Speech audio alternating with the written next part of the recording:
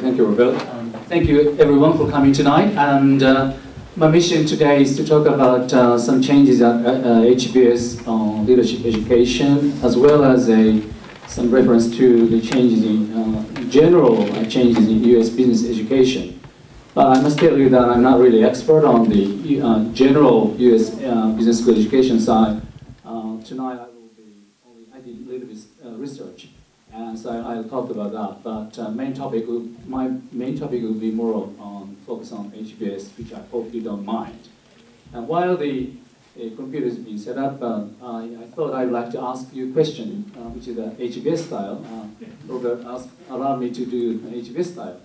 So I'd like to ask you the image of HBS MBA education and probably US business school education.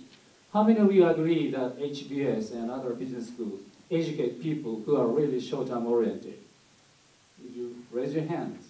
Don't educate the cold. No, okay. Only two of you. Only two of you. And how many of you think that HBS educate leaders who are very self-centered, who don't care about ethics, who don't care about employees, and who don't care about society? How many of you feel that way? Okay, a little bit more, 4 or 5. And how many of you think that HBS teaches students to only think of shareholder values maximization at the expense of other stakeholders like employees and customers? How many of you think we only teach students to maximize shareholders' value only? None of you? Well, I think today I may not have to tell you what happened, or what changes we have gone through, because that's those things that we HBS have been trying to change. Because I studied at HBS class of 1982, more than 30 years ago, and the images I described are exactly what I was taught more than 30 years ago. We were never taught about ethics. We were only taught about how to maximize profit. We were not taught about sustainability, long-term sustainability. We were not taught to think about society at all. When you have a non-performing employee or subordinate, the discussion in the classroom was only just fire that person. But today, we teach about responsibility to employees. And we show videos, actual videos of those who were laid off employees, and what kind of painful experiences they had to go through after being fired. And also we show videos of managers who made a layoff decision, and what kind of experience they had after they decided to lay off people. And after showing those videos, and after the students have read a case where a CEO has to make a decision whether he has to lay off many of his employees or not, then the discussion is really, unlike my time, where the simple answer was just lay off a bunch of employees. But now in the classroom, really students really have, even if they come to the conclusion that the CEO has to make a decision to lay off people, but the process that you reach that decision is a very different discussion from my time. So our school has been going through a lot of changes over the past 30 years. And today I'd like to talk about those things with some focus on most recent one over the past 15 years or so. Okay, so this is great timing to start my formal presentation. Okay, so today's talk is the changing focus of MBA programs in America in general, and also we focus on our business school. So I'll be talking about changes in HBS, MBA leadership education, and then second part will be changes in US business school education in general, and summary. And this is going to be kind of an interactive session I'd like to make. So if you have any questions while I'm talking, please don't hesitate to raise your questions, to ask me questions. And I can answer those questions because that will, I feel more beneficial to the entire audience. So please do raise your hand to ask any questions.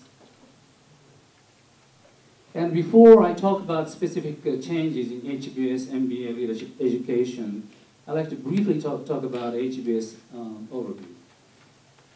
This is rather small.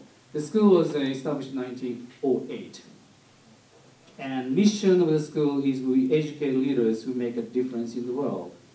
And I feel that everything we do is really goes back to this mission. And when we have a question, faculty and staff members, they all go back to this mission, whether what we are doing is really meet this mission. And it's a case method based, very much so, except for a new introduction of new course, which I will talk about as a change. And it's a 2-year full-time MBA, as you may know, and many business schools are now being challenged by the declining applicants for 2-year full-time. So the school has to really, including HBS, has to deliver a value added to get applicants convinced that they should come apply to 2-year full-time MBA. That's a general trend in the not only U.S. business schools but also Europe as well. And we have a big faculty member. We have 234 full-time equivalent. And the size of campus is equivalent to 3 times of Tokyo Dome, approximately 160,000 square meters. And this is the bottom part from the river is a Harvard Business School. The upper side is Harvard, the rest of the Harvard we call, and including Harvard College, which Robert is very familiar with. And this is a scene of our library. And just to give you an idea the size of our school in terms of revenue, this is in $1 million, so $633 million revenue for the fiscal year ended June last year, not this year yet. And the blue bottom part is MBA revenue, and it's smaller compared with a publishing and executive education. And in fact, our MBA program is said to be losing money if we allocate a fixed cost. But we feel that MBA is very, very important to keep our brand. That's why we continue to provide MBA despite we are losing a lot of money. And as I said, mission of HBS is to educate leaders who make a difference in the world. And how are we doing it? Is by providing transformation experiences. And many people think that HBS only give teaching concerning technical skills or analytical skills, but that is not the case at all. This is true when I was at the school more than 30 years ago. And we call it transformational because it's more of a behavioral changes and attitude changes. And this is done through what we call participant-centered learning. This is not wording which many of you probably are familiar with.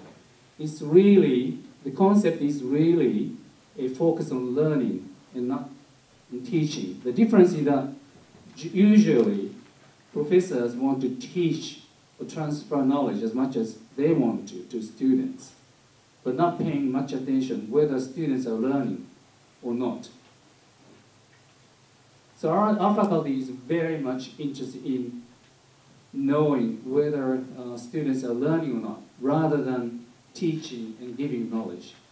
So it's not really knowledge transfer. And secondly, our focus is on discovery, by which we mean is that when we use case method, cases to teach, we do not give textbook or some lecture on theories. the students are given cases where there is a protagonist, like a CEO or head of marketing or CFO, etc., where there is a managerial challenges. And the students asked to think, what would you do if you are CEO or Chief Marketing Officer or COO, etc.? And we have a 80 minutes discussion in the classroom. So students have to really tackle real business situation. And they really have to think very, very hard how to think about it. And they exchange a lot of ideas, opinions, and information through case discussion over 80 minutes. And only at the end of the class discussion, the professor give you kind of framework to analyze the case and think about the case discussion. Then many of them think, oh, that's the way we should think about it. We call it aha moment. So this is really discovery. And the reason why we put emphasis on discovery is that there is academically proven evidence that what we learn through discovery will remain in your mind for a long, long time. But what you learn through lectures, you may think you understand it. You may understand it, but you tend to forget it very quickly. So what you learn through discovery will remain deeply in your mind. So what our Dean Nichinori says that our education is not something that is good for you, for the first 3 or 5 years after graduation, but it's really education to equip you to be successful after 10 years or 20 years after graduation. And one of the reasons why we say that is because of this methodology based on case method discovery. And Stanford, they also use cases, but I understand that they use cases in a very different way. They give lectures first about theories. Then they use cases as application of that specific theories. But we don't do that because, again, if you teach theory first, then there will be no discovery. And also, if you teach theories first, then you develop idea that I have to apply this theory. But our thinking is that theories are important, but there is a limitation in terms of application of a specific theories, because business situation is very different from one situation to another. Very different depending on the history of the organization, depending on the culture of the organization. So important thing is how you analyze your specific situation and think about how I should approach this specific situation using a different way of thinking. So that's so Stanford is I don't say which is better, but what I want to say that our case method is very, very different, distinctive from many other business schools. So in terms of pedagogy, as I mentioned, it's a case method. It's very based on cases. And we introduced new pedagogy, which is called Field in 2011, which I will talk about in more details later. And as I said, our case method is very practical, not theory-oriented. It's very much decision-focused. And why it's a decision-focused rather than analysis-based focus is because in a business situation, you face a lot of different and complex problems and challenges. And manager's role or leader's role is to try to come up with a solution. To make a solution, you really have to make a decision. And there are a lot of trade-offs where you make a decision. So how you handle that trade-off. So our school is a really very much professional school to develop leaders who can be successful basically in business.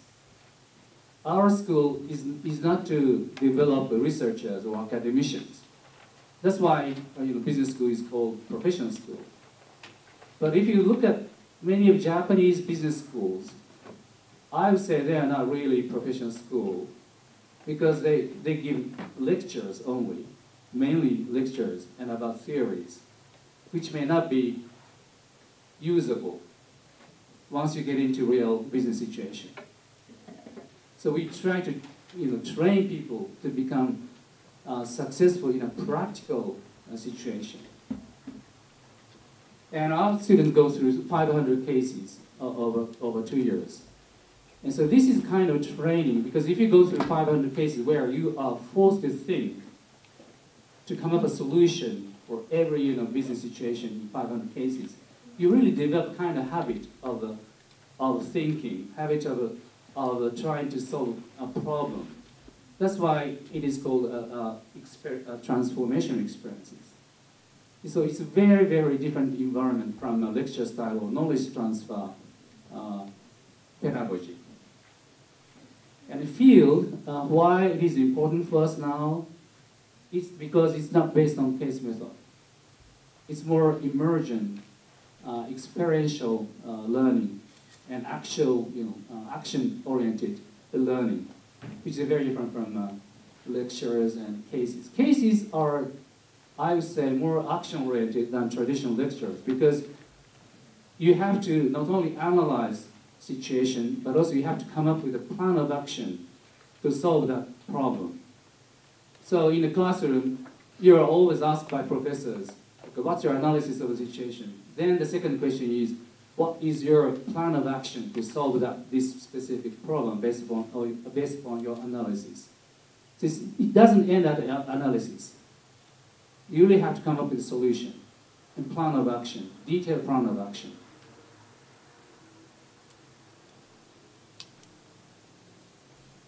Do you have any questions so far? I welcome very much your questions. No questions? Okay, let me go on. So I'd like to talk about two big changes in our MBA, our required curriculum. One is an introduction of a new course with a focus on ethics and legality. This course is called Leadership and Corporate Accountability, introduced in 2004. So this was introduced after Enron shock and WorldCom shock. But as I explained later, the initiative to introduce this course started before Enron scandal and WorldCom scandal, in fact. And the second big change is that field since 2011, which is not based upon our traditional pedagogy of case method. I'd like to go into these two things in detail. So the process of introducing this course is started by our then Dean, Kim Clark, in September 2000. So one year before Enron scandal was revealed, which happened in October 2001. And I don't know why Kim Clark thought that courses to teach about ethics and legality would become more important at that time. I haven't had a chance to find that out. But anyway, we went through many steps because as you may know, academic institution to introduce new course or changes is very, very difficult because faculty tend to be prima donna. And obviously there's organizational inertia. So to introduce this course, a new course, was a not easy thing. So we had to go through very, very thorough process.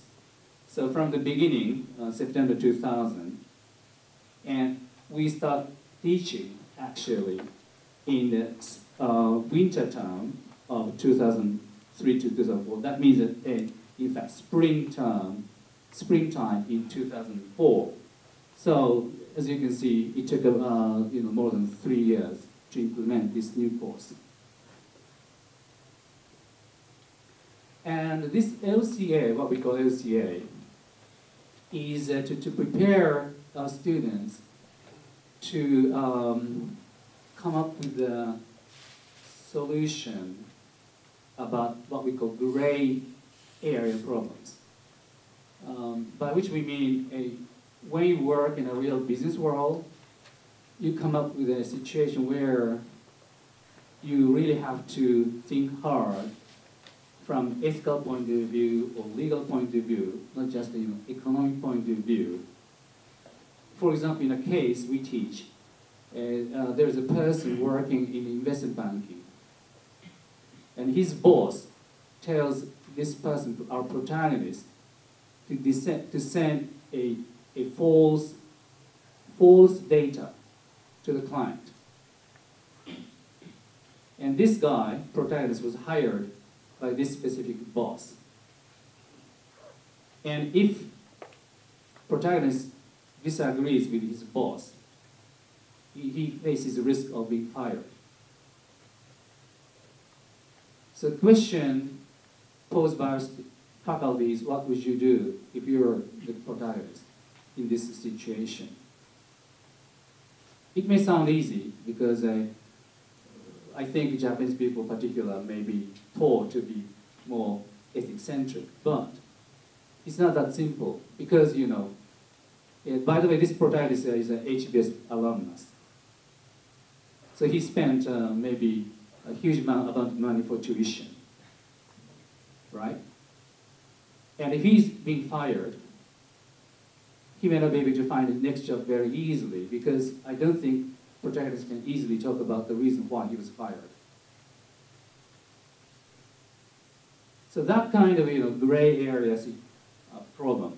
Another case which we used to teach is a Marriott case where a Marriott CFO came up with a very innovative idea to split a company asset and transfer non-performing assets of hotel operation to another company. And so this is a transfer of value from bondholders to shareholders. And legally, there is no problem to do that.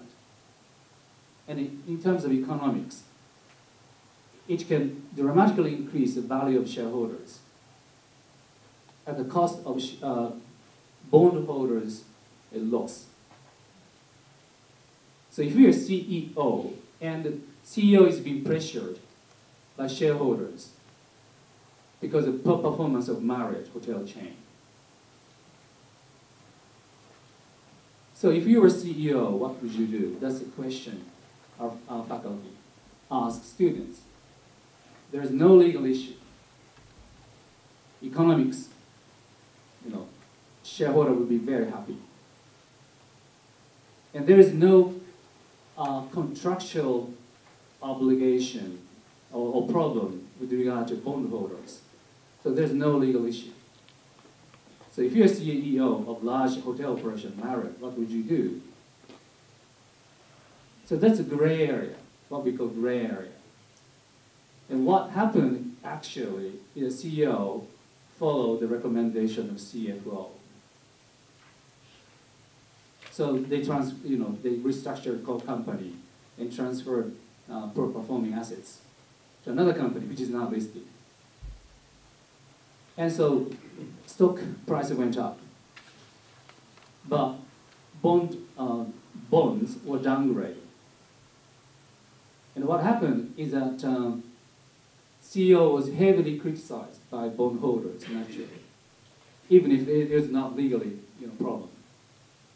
And what happened is that Marriott faced very, very difficult times in raising money from bond market. So what this case teaches you, one is that, in fact, CEOs, in fact, do not always have to maximize shareholder value. As far as Anglo-American law is concerned, fiduciary relationship. But students always think that if I were a CEO, I always have to maximize shareholder value. And also, the second thing, the learning, is that now the Marriott faced a very difficulty in dealing with the capital markets, particularly with the bond investors. They had to do a lot of, they had to spend a lot of time with the bondholders. So the one lesson is you may be able to make quick profit through this kind of transaction, but in the long term, you may be forced to face that kind of more difficult situation because they had to depend very much on bond for capital raising. So those are the gray area, what we call gray area problems.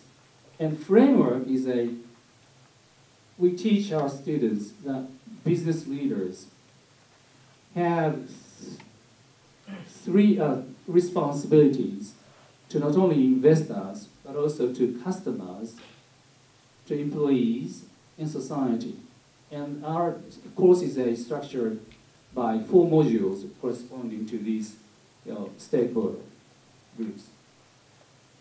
And what kind of responsibilities we have? As I said, we have economic responsibilities to them, and we have ethical responsibilities to them, and we have legal responsibility to them. And we have to understand what kind of responsibility we are talking about now. Responsibility to whom? And what kind, are we facing a situation where there is a trade-off between economic responsibility and ethical responsibility, or between ethical responsibility and legal responsibility? So we have to use, this kind of a matrix.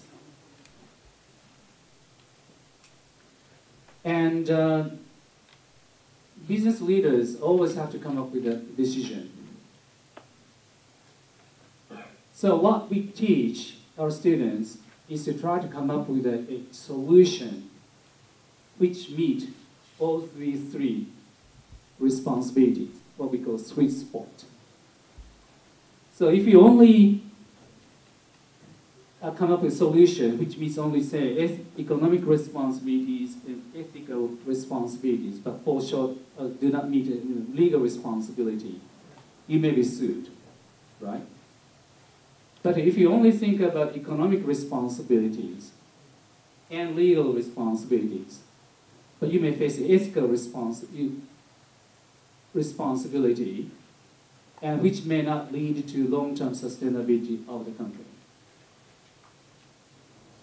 So our faculty forces students to come up with a solution which meets this sweet spot, which is not easy. And we try to teach students it's not easy to come up with a solution, but we teach importance of struggling to come up with this sweet spot solution. Because in business, there is no one single right answer. And also, it depends on your values as well. So our faculty try to force students to identify or think about their own values, students' own values. Because values are very important, particularly in a difficult situation, because for this kind of gray area problem, as written here, you have to make a judgment. So judgment is not which is wrong or right, and but it must be decisive. And to make a decisive judgment, it really must depend on your personal value. And particularly, as written here down here, when you really tackle that kind of gray area problem, you have to be patient, you have to have confidence in yourself. And that confidence must come from your value.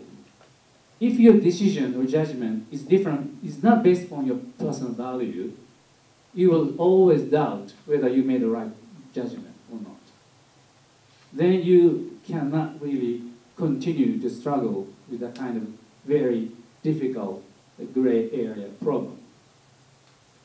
So through this LCA, we teach importance of understanding not only economic responsibility, but also ethical responsibilities and also legal responsibilities. But at the end, it's really, most important thing is your value.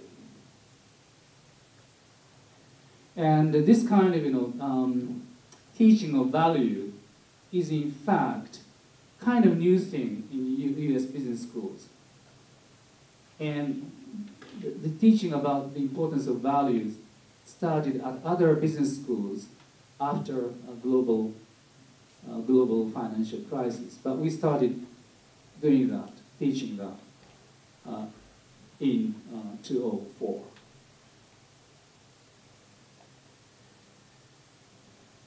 And next change, the second biggest change we introduced into our required curriculum is a program called FIELD. And this stands for Field Immersion Experiences for Leadership Development. And this program is designed to foster leadership through experimental, immersive, and field-based learning experience. So this is very, very different from case method. And the reason why we came up with this new course, by the way, to introduce a new course into our required curriculum is very, very difficult. Our program, as I said, 2 years. The first year is the required curriculum, and there are historically 10 courses. And the second year consists of entirely elective courses. We offer like 100 elective courses, so students can choose whichever they want to take. So required curriculum, because all 900 students take, this is a very core of our MBA, and it's very difficult to change. And particularly, this was very difficult because this is not based on case method. And HBS has been very much dependent on case method teaching from the start of the school. So to introduce a new pedagogy or course which is not based on case method was kind of a revolutionary at our school.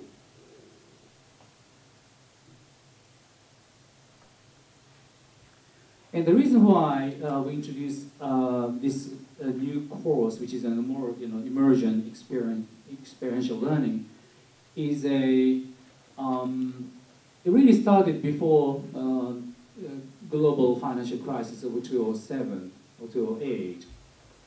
In fact, because the year of 2008 was our centennial anniversary, our faculty, 2 senior faculty, started rethinking about our MBA education, first in HBS. But the dean that time encouraged those 2 senior faculties to talk to other business schools because they were facing also challenges as well. And all those findings and recommendations put in this book called Rethinking the MBA. If you're really interested in MBA education, this is really very good book to read, to understand what kind of challenges business schools in general faced in 2000, the decade of 2000. But anyway, the core thing is that so our faculty interviewed deans of other top schools and interviewed many executives and many recruiters. And the finding was that management and recruiters criticized MBA education as being biased too much toward knowing. That means knowledge and analysis. And why US business schools put so much emphasis on analysis or knowing is because there is a report back in 1959 from Ford and Carnegie that US business school education was not rigorous academically as compared with economics, for example, in social science. Business education was not really academically rigorous enough. And there is a huge criticism about business school education back in 1959. So many business schools since then started, upgrading in a sense their research and education based on more rigorous academic. That means more analysis. But in a sense, it went too far. They went too far, too much to knowledge analysis, but not from doing or being.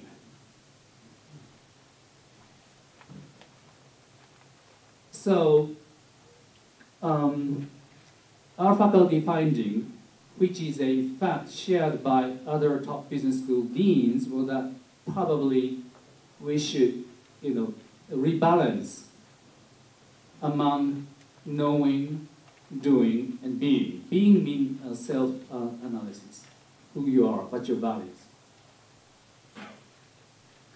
So, our dean, by the way, this was a research was done for the centennial anniversary of 2008, and but as you know,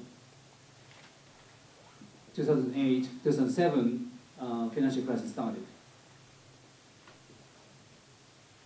and many of our own senior faculty came up with a self-criticism. Like Jay Loesch and Rakesh Khurana said that as suppliers of ideas and talent to the business community, business schools need to accept some responsibility. We must define business leadership in terms of value creation, not value extraction. So this is a Rakesh Khurana, who is, by the way, is now dean of Harvard College, and it is a exception that HBS Business School faculty became dean of the college. So he's a great scholar and a great teacher. So he said, to regain society's trust, we believe that business leaders must embrace a way of looking at their role that goes beyond their responsibility to the shareholder, to include a civic and personal commitment to their duty as institutional custodians. And our dean, Nitinoria, said when business schools were first created, the purpose of them was to create a class of business professionals who had an identity very much as doctors and lawyers did. I felt that business education had lost this original animated purpose. And David Garvin, who is the author of this book, he said some of HBS's cases have devolved into problem sets narrowly designed to teach technical skills rather than place those skills in a broader company and industry context. So following financial crisis, many of our faculty, really thought about whether HBS was doing right education. And so this was another reason why we decided to introduce a field which is not based upon case method. And very fortunately, the school found an excellent leader as a new dean. He's Nitinoria, who is originally from India. But he's a scholar of leadership. And also he's very much interested in teaching ethics. And LCA, Leadership and Corporate Accountability course, the Nitin was always key members of the task force, design task force, etc., etc. He's the original member. And he was appointed by the president of Harvard, Drew Faust. So he reports to Harvard University President, Harvard President Drew Faust. So she chaired the search committee to find the 10th dean of Harvard Business School, because the 9th dean, Jay Light, he decided to step down from dean position before he completed his tenure, his term. So his thinking was really from knower to doer, and emphasis on judgment, humbleness, and values, which is being, emphasis on global, especially emerging countries. So he's really the person who really took initiative to introduce this new course. And this course, which is not based upon case method, is a first major reform in 100-year HPS history. So it's a big thing for us.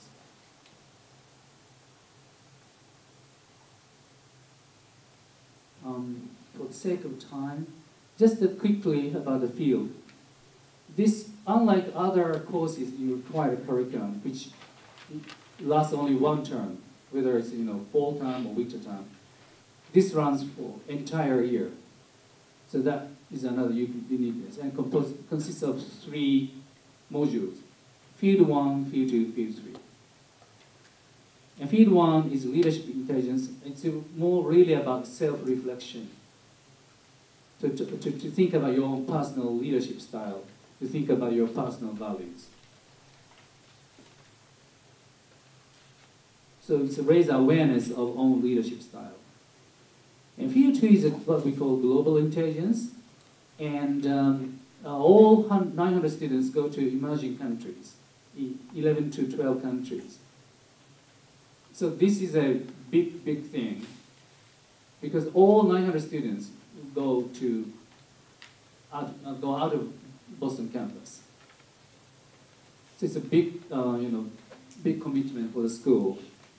And like, I'll show you later where they went. But really to learn from cross-culture experience in design thinking. They get assignment from local partner to come up with new product or new service. And although it says January, they start working on this Field 2 from October. Students are formed into a group of 6 students, and each group is given specific partner in a specific country, a specific city. And they have to really, study about the industry, study about the country, study about the local partner during October, November, and December. Then they go fly into the emerging country in January for 1 week. And when they arrive at the local partner, they present their ideas to local partner on day 1. In most of the cases, their idea is rejected by local partner. Really, because one is that because it's an emerging country, it's a very different environment from OECD country. Secondly, even between among emerging countries, India and China are very different, for example.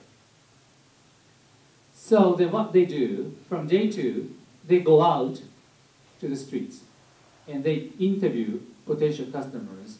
They visit shops and interview store managers, and they even visit families, the potential who are using similar products. And this is really based on design thinking. And after 1 week, and also with consultation of our faculty, they come up with a new idea of a new product or new service. Oh, by the way, this is all B2C, not B2B. And what is surprising is that at the end of 1 week field work, our students come up with a really good idea to impress our local partners. And 99% of our, in the first year, after we introduced this new program, 99% of local partners said they want students to come back the following year. So they really like the idea of our students. And Field 3, this is what we call integratory intelligence. This is again, students make a group of 6 students. And they are given a real cash of $5,000 per group to start a micro business. And their goal is to make a real revenue of at least $1. It can be, application or new appli or new service or new product. Anyway, and they have to do it within 3 months.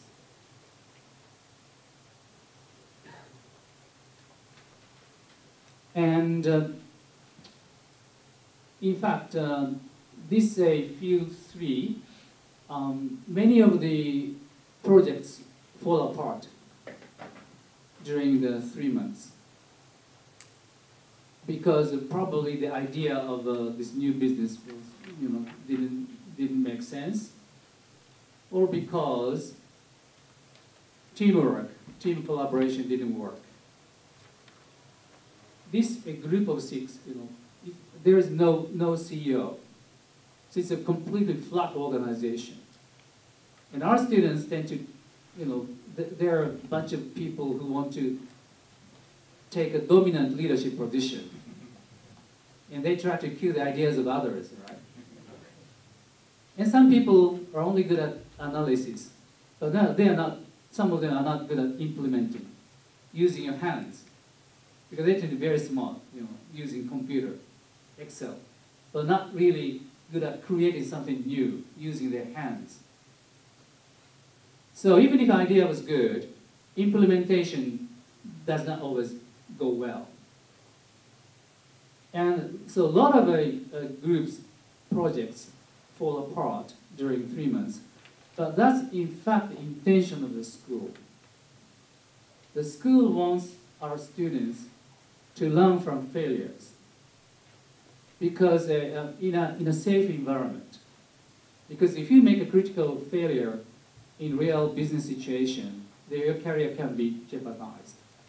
But in our school environment, in fact, even if your team fails, at the end of the term, you are asked to submit a report of what you learned. So if you, in a report, if you can write very well what you learned from your failures, students can get A grade, not C grade. So it's a safe environment in that respect. And by the way, at the end of this term, so we have what we call 10 sections. So 900 students are divided into 10 sections with 90 students per each section. And one group is chosen from each section. And so 10 groups make a presentation to our faculty and venture capital firms. And if venture capital firms find their student idea good, they can make investment into the student's idea. And students have IP. And so they can, if that happens, the students can continue to work on the project in the second year, and maybe even after graduation. So this is purpose is really again, doing actually, and how you really collaborate with your team members. Because we teach importance of collaboration, teamwork, in case discussion. But our students have never tried that, actually, because it's classroom discussion. So this is really, Field 3, they can actually experience how difficult it is to lead a team as a collaborative team member. So it's really learning through experiences.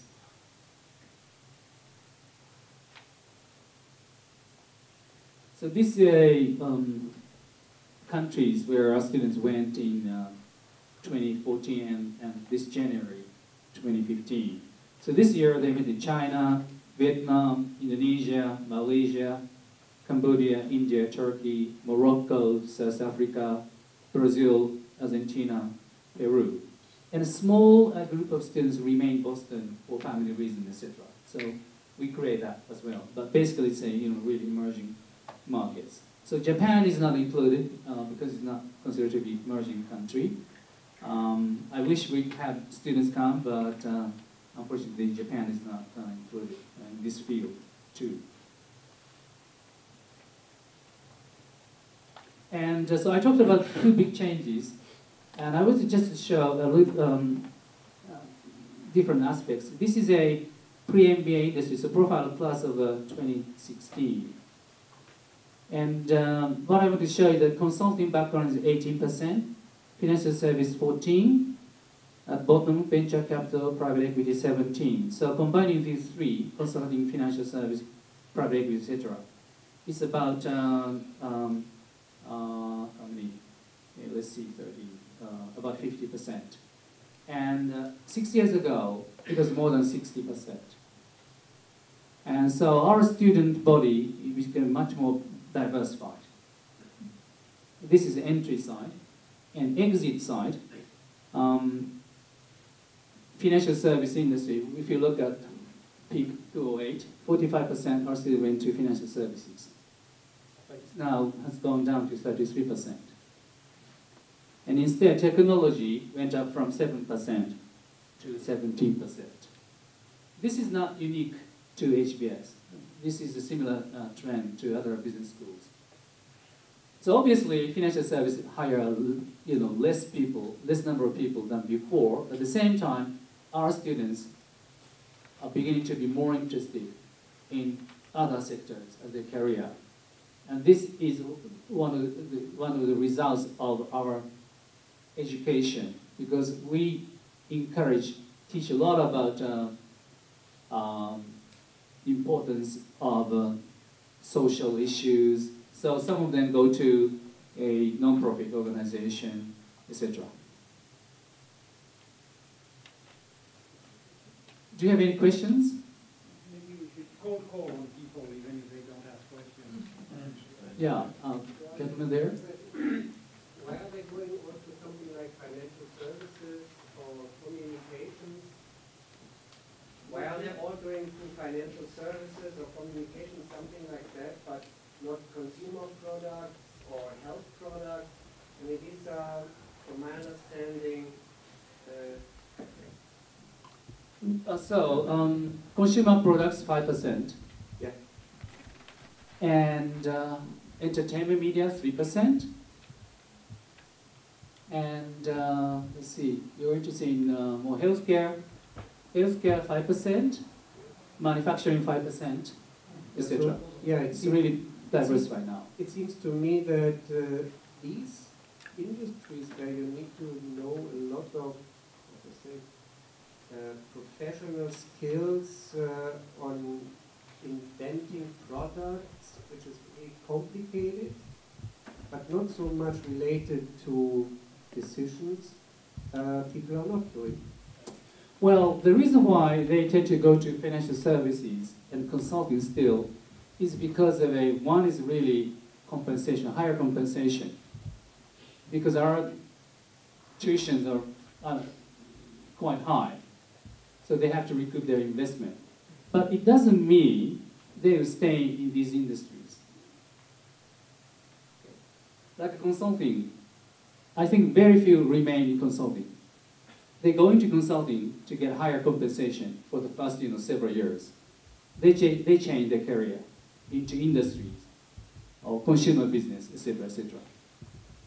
So it doesn't mean they remain. Financial services, they tend to stay there, but again, not all of them. And interestingly, our alumni become entrepreneurs. 50% of our alumni become entrepreneurs within 15 years after graduation. So, when you talk about entrepreneurs, they cannot be only in financial services, right? It can be much more broader areas. So really, these are kind of the first job, in a sense. Next question. Yes. Okay, please, I'm sorry. Yeah, gentlemen. Thank you very much for your comments. You mentioned some of the changes. The changes are happening in other universities as well. Mintzberg from McGill and up at Rotman, and also in Canada, the Stanford D School. How do the changes that you have made compare to things that are going on at other business schools? Yes. Like Stanford changed their curriculum in 2007. So it was before a global financial crisis. But many of the schools made major changes in the curriculum after global financial crisis. I would like to talk about that, if you don't mind, showing.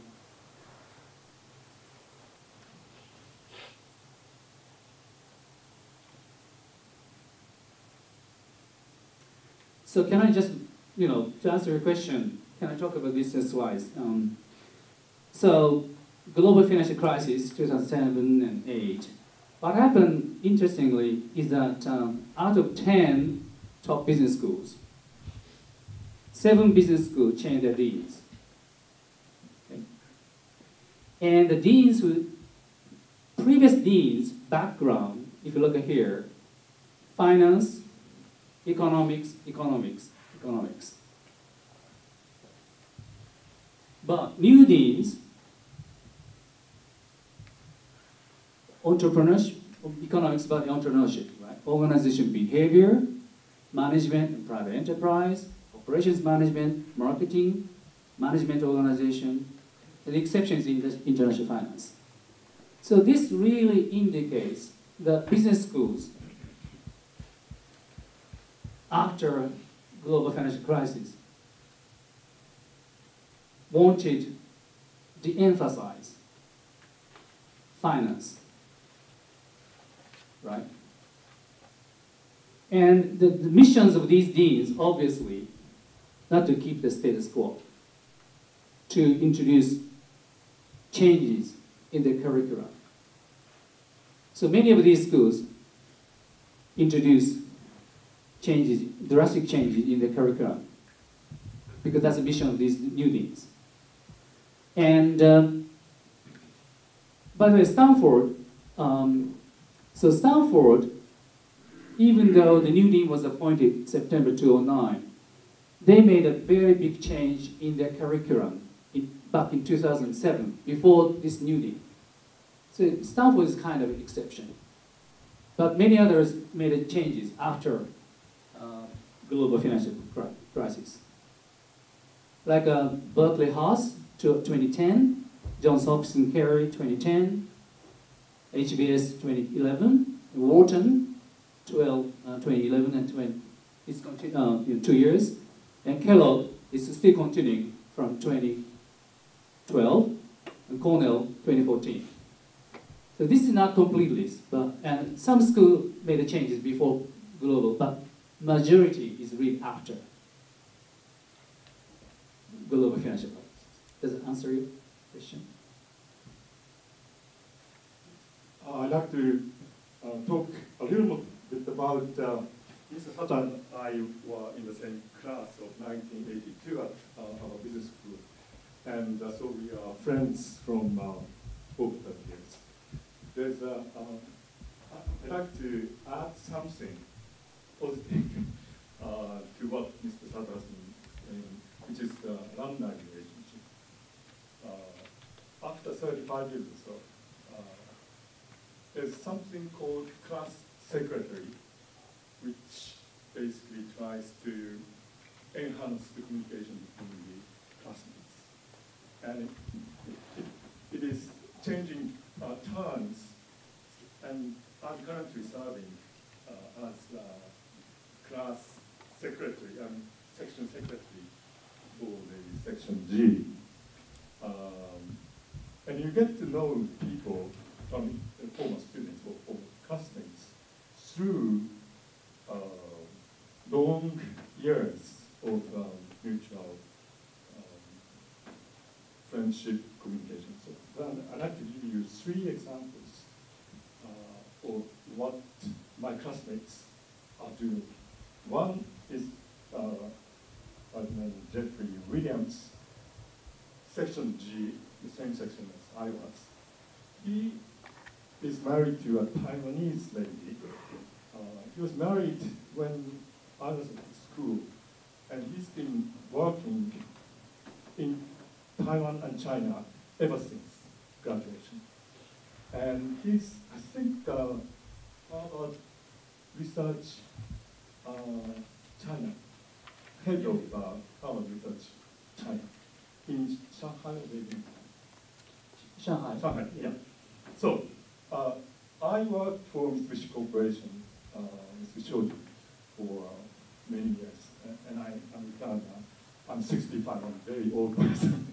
But when I have a question about China, Jeffrey Williams' insight is very sharp and worth listening to. And he is trying to establish an MBA or at least executive short program in China. It has lots of difficulties. I once wanted to go to the program, but it was, I think, cancelled due to difficulties in dealing with Chinese counterpart. But he's a great authority about China business, not only business, but Chinese society, Chinese history, Chinese way of thinking, how U.S. should deal with China diplomatically. So he's very many faceted. The second example, I forgot the last name because she's not in section G, but I think the first name is Barbara, who used to work for Massachusetts State when Mitt Romney was governor. And I think she went to McKinsey first, and then she was sort of recruited with the recommendation of Michael Porter to tackle the inner city problems of poverty in Boston. How to make strategy work to improve the situation of poverty in Boston. And Mitt Romney was impressed with her contribution. But Mitt Romney became a candidate for the president, which he lost. But then she was recruited by the city of Boston. So this is at least non-profit or very motivated toward the social orientation. And the third example is Meade Treadwell, who is currently, I think, still Lieutenant Governor of Alaska. He's from Alaska, and he's been working all through 35 years in Alaska, doing not only business, but also scientific or cultural things, because he quite clearly understands how important Alaska is located. Okay, so I'm just giving support argument for Mr. Sato. Thank you. So our students, interest is very, very diverse at the end. So maybe, each person one quick question, please. Yes. Another important trend is blended learning. We've launched the first ever blended learning MBA program in Tokyo, this MBA. And I know that HPS has been looking at that as a model too. We think it's a very efficient model. So how much you do online, how much you do live. Do you have any insights as to what they're thinking in terms of both, I guess, at the MBA level and executive education? Right. We introduced a online program called HBX last year. And there are a couple of programs. One is called CORE, C-O-R-E. And this is not to use in MBA classroom. This is intention for undergraduate students who are not majoring in business or economics, or young employees who did not study business or economics at college. It's really to teach, the program teaches three things. One, accounting, statistics, and economics, microeconomics. And it's very powerful online, I think, program because it's very, very interactive. And MOOCs can attract many large number of students, but the completion ratio tends to be relatively quite small. But last year when we launched, our completion ratio was 80%. And And also, another difference with MOOCs is that MOOCs is free, right, basically. But we charge students or young employees, and we make a corporate arrangement as well. But so the reason why we went into to decide to develop this online program is we want to test what new technology can do, and this program makes very huge lot of new technologies, and we are not thinking of replacing our case method classroom and field class teaching by online. Well, Blended is actually not just online, it's in class as well. So as you said, the online completion ratio around the world is about 10%. But if you do blended very well, then it's well over 90%. So it's very important, the distinction there, that blended is a trend. Oh, blended, okay, right.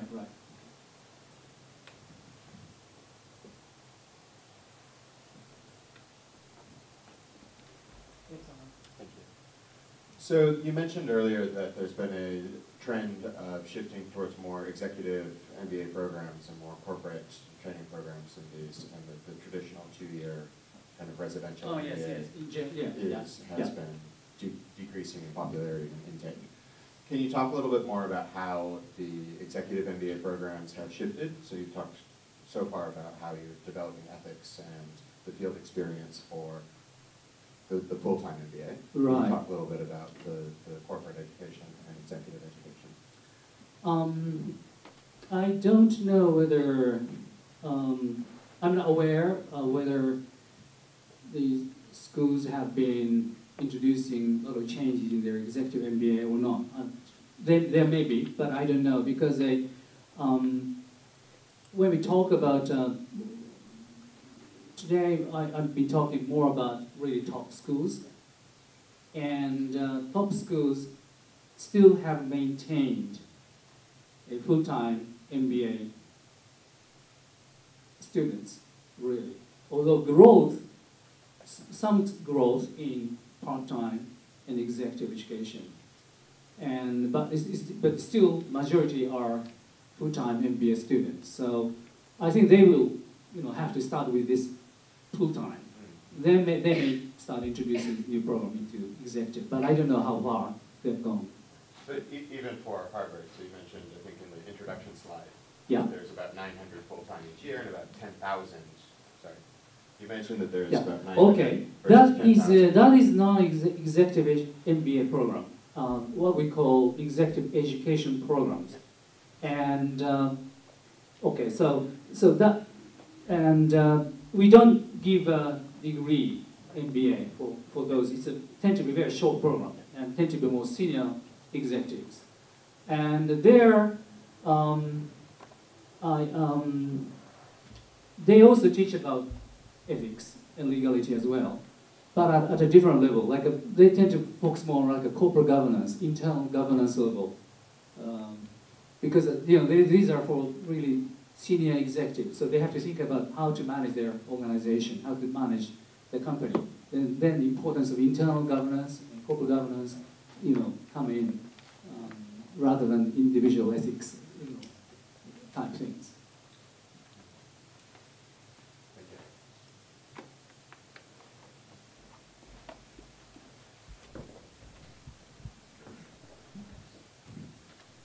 I'm quite interested in field study. Field, yes. Yeah, and maybe field 2. In Yes. phase 2, students will have experience in Emerging local countries. companies, right? Yes. And you said you are focusing only on B2C Yes. industry. Why is it?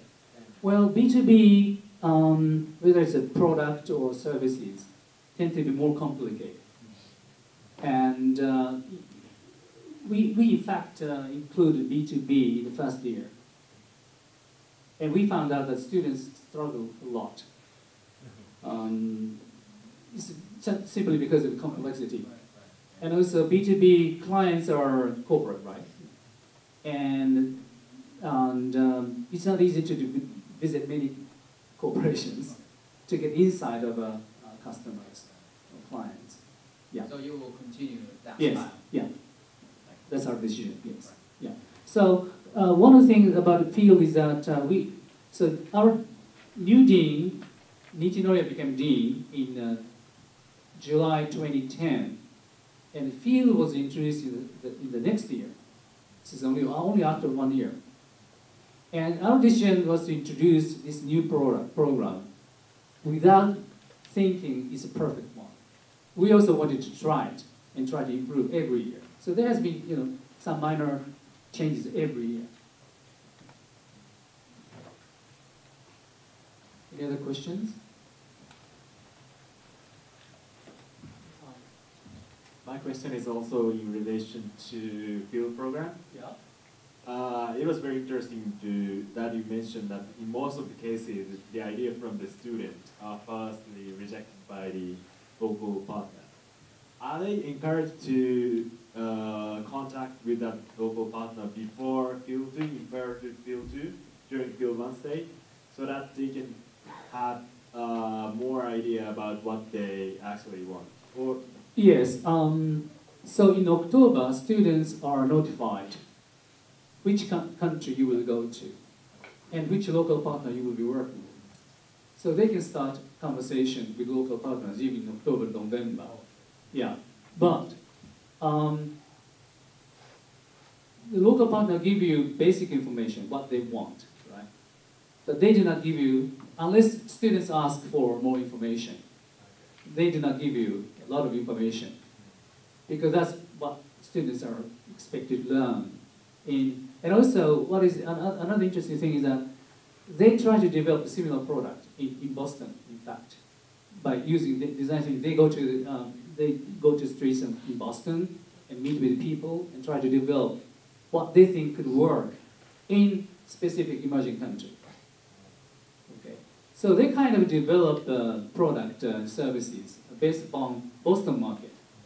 So that make a difference huge later, which they will find out later. I guess that the school is putting emphasis on kind of aha experience, which they feel on the ground of each country. Yes, because through cases we teach how different environment can be in emerging countries. So we learn through cases, only mind, but seeing is believing, right? But if you go to the real emerging country, what they find out is very different from what they thought they learned in classrooms. Can I ask one more very quick question?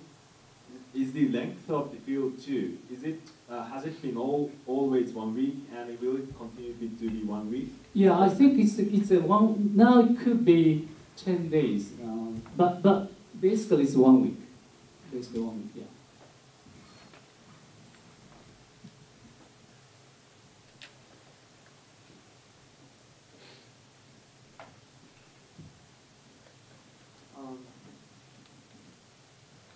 As HVS is more focusing on like ethic and social science point of view, will there be any courses focusing on social enterprise? Right. Okay. Let's see here.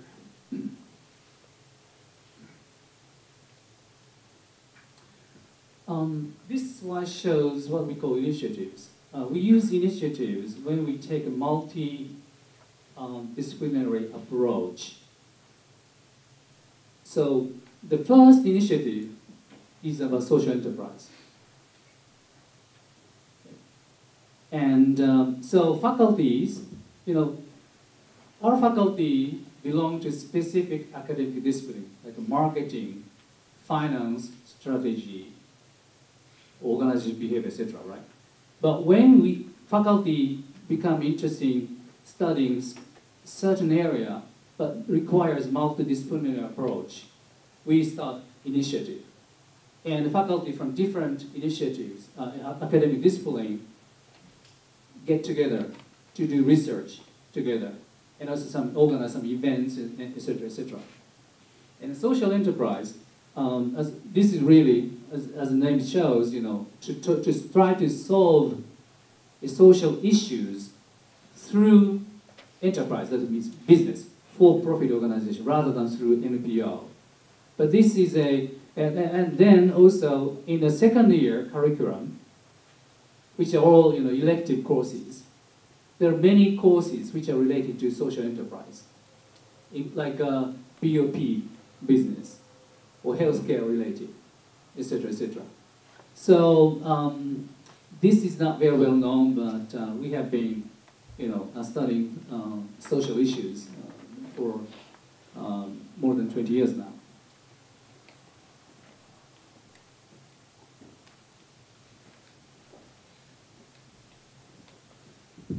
Thank you for the presentation. You mentioned you have a course in leadership and corporate accountability. For the MBA program that I teach for at a different university, which I will not name, we stress ethics and values in leadership and corporate accountability in every course. Why doesn't Harvard do that? One is that, well, in fact, although this LCA is one course, but when I talk to our students, they say that in other courses and other professors, they always emphasize ethics as well. So it's not just that course. And secondly, that LCA course is not, how should I say, a course devoted to ethics per se. It's really more general management course. So it's more integrative course than pure narrow ethics course. So that course itself is really is very broad. I wonder whether I answered the question. Thank you very much, Sato-san. We've kind of reached the end. So thank you very much, first and foremost. Thank you.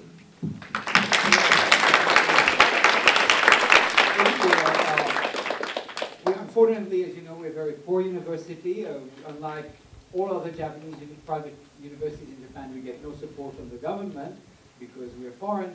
So we can't offer you an honorarium, but we can offer you a bottle of water. So, however, if you generously donate to our program into donation boxes, next time we'll be able to offer the speaker a bottle of orange juice. So thank you very much, Sato-san. I'd like to thank Matsudara-san and the entire ICB team. And for all of you who, how many of you is this your first time at Temple University? Okay, that's good. Well, welcome to Temple. We're the only foreign university in Japan. If you give us your business cards, we also have where you can put the money, you can also put your business card. Now, frankly, if the choice is between cash and business cards, we'll take the cash. But do give us your business cards and we'll put you on the email list for events. We run about 30 to 35 evening lectures in Tokyo on topics ranging from Japanese society to defense policy, from American politics to Japanese movies. And especially for those of you who may be at one point interested in studying in the US or studying at Temple, it's a good way for you to learn about American-style lectures and Q&A and how discussion groups are run in the US. So we do encourage you to come because we think it's very important to renew the cadres, as they say in the party. That is, we don't want this to become a group of friends who are young, then middle-aged, and old, and you just come to Temple. Every year we want young people to join our program, to take advantage of the lectures. So do get on our email list. All the events are free, and you get emails from us. You may decide to come, you may decide not to come, and you don't even have to RSVP. You can always come at the last minute. Thanks again. Thank you very much.